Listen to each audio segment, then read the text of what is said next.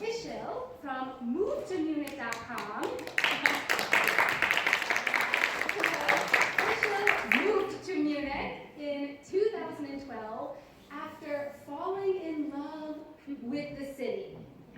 And today she'll be speaking to us a little bit about some of her experiences here. Some are shocking, some are interesting, some are beautiful, and some even a little tiring. So, thank you so much, Isil. Thank you, Dana. I'm a fan. Hi, everyone. Welcome. So, this is the first time I'm using that. Let's see how it goes. Okay. So, my story started in 2008 when I first visited Munich. And I fell in love. Not because of the beer. It always starts with beer, these kind of things. But I remember I was in Expat. And I was just in the middle of this Expat square, and I felt like some tingling in my stomach, and I thought, okay, I can live here. I was just falling in love with the city, and I felt it was right to move here. So I met some people who could offer me a job, and it all went so well, and I landed a job in Munich, and I moved to Munich as an expat. And then it was happily ever after. You can see. You can see me. I'm so happy with my long German words. I like them. Wasn't really. It was so tough. Getting used to the work, getting used to the job, new life in Munich. I struggled so much. Sometimes it was depressing, sometimes it was scary. But I learned a lot, and I wanted to share with you what I learned about Munich after I moved to Munich. Finding a flat is hard, damn hard. You probably all know it if you moved to Munich or you were searching for a flat. So I was lucky I got my first flat as furnished from Mr. Lodge, but it was for a short time, and I was dreaming to find a long-term flat without the furniture. I was going to buy my furniture, decorated as I like, but it wasn't that easy. I had to extend my furnished contract longer. And in the end, I found it thanks to Toy Town Forum, which is a nice resource I like. And in the forum, I asked for a flat, and somebody answered to me, and I was a Nachmieter, so I was taking the flat from someone else, and I was lucky. Now I know that I would use more my network for finding flats. I learned in my first weekend that nudity is quite normal here. So actually my flat, like my apartment building in the basement it had a pool. And with my boyfriend, my current husband, we went downstairs to take a swim, and we were sitting just getting ready. And then a guy entered with a rope to the place, and then he took off the rope with bare. And then he started washing himself, especially men parts. And he was like, and then he put on the rope and he went. He didn't even swim. And I was like, okay, he probably wanted to save energy. Like, he didn't want to use his warm water, so he will not pay, because sparen is very important in Germany, but he didn't spare me from the side. Oh my God. So when I had to move from my furnished flat to the new flat, I had to buy furniture, and of course, when you buy furniture, you go to IKEA. But IKEA didn't accept credit cards back then. And I spent all my money. I paid like 7 rents for the flat, because then you had to pay a commission to the rental agency, you had to pay 2 deposits for the house, and then you had to pay your current rent, and it was like 7 times rent. And I was coming from Turkey, I was 29, you know the exchange rate, I don't know, maybe you don't know. So I wasn't really earning that much, I didn't have so much savings, but I spent all my money on this flat, and then I had to find some money to buy furniture. So I was like, yeah, I could borrow some money, and in the end I managed. But I learned that credit card is not so usable.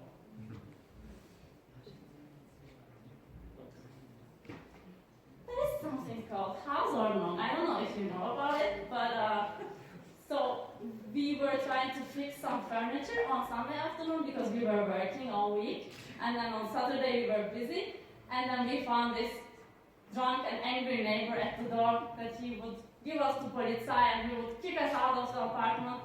And then we saw them also when we were trying to carry furniture with the elevator, because it's verboten. I don't know if you take a notice, but there's a dress code in winter in Munich. Do your shoppings before next winter, you gotta have one of those.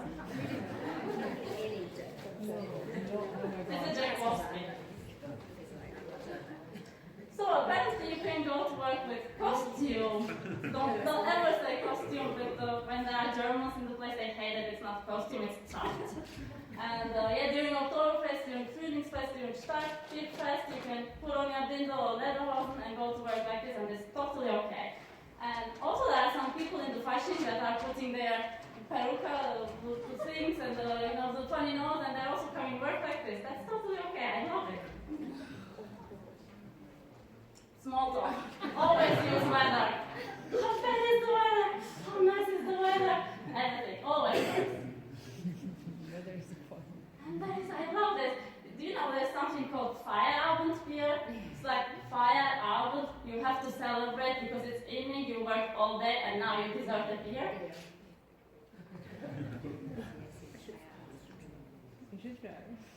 So, if you use Facebook, mask your name. So, if you are Lisa, it's Liz. So, my name is Isil. So, you write it backwards because you shouldn't use your name on Facebook. It's very important, right? So, I had colleagues that were using WhatsApp, and when they learned Facebook or WhatsApp, they canceled their accounts, deleted WhatsApp from their phones, and they were secure.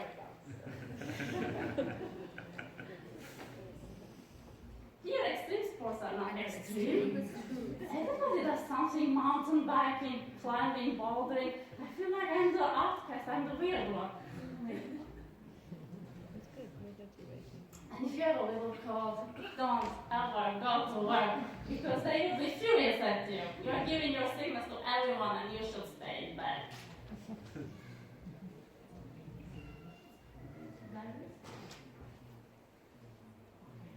And the city is full of activities. So there is this Starkbierfest now. Today there was St. Patrick's Day, and then there's beginning this Frühlingsfest, and then we have the Sommertorwood, and then we have it's like Christopher's Day, where its whole city is like a gay parade, and then we have the Theatro Festival in Olympia Park, and then we have this Lesenacht where you can sit in Odeonsplatz and read books. And then we have the Oktoberfest, and there's this parade starting with the nice horses, with horse tails. And then we have the big Oktoberfest. Then we have, of course, the Christmas markets, and then we have the winter total, and then fashion, which we just had. And then I'm looking forward to summer because we will be able to swim in the lake. It's so good of Munich. And then the beer gardens, you can take your food with you and take a beer from there and enjoy the nice weather with your friends. And then there's the mountains are like 1 hour away from here. So I learned skiing here, and it's so nice. You can spend your weekends in the mountains skiing. And then there are a lot of offerings from the city. There's the Sport in the park. And then there is museums. I mean, on Sunday, museums are €1. And this is a picture from Gasteig. They have video games in Gasteig. Oh, they have everything. And so from Volkshochschule, the community center of Munich, you can take courses from cooking to language courses, everything, and really cheap. And then it really pisses me off when people tell me, Munich is so boring. Come on, there are a lot of things to do in Munich. I'm saying Munich is fun. And that's why I'm blogging about it. I'm writing every weekend about what's up in Munich this weekend, and I'm writing about all the struggles in Munich, how to get through things, how to find a flat and everything, so you can really relax and enjoy your life in Munich. So if you want to check out, go to my website, Facebook, you can find some booklets, leaflets there, and I would like to hear from you. Thank you.